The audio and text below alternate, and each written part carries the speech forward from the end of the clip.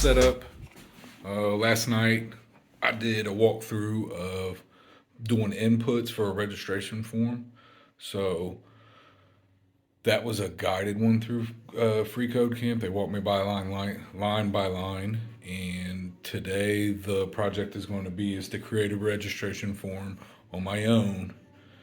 I started it. I am using yesterday's as a reference. I'm not completely copying it, but I am using it as a reference and debating if that's cheating or not. So if somebody can answer that for me, I'd appreciate it. But it's a whole lot different than Python. So like doing inputs with Python is very simple and streamlined, but doing it with HTML is still pretty simple, but there is a lot more to it. I haven't really messed with like putting CSS on my registration form, but I will be. It's a lot.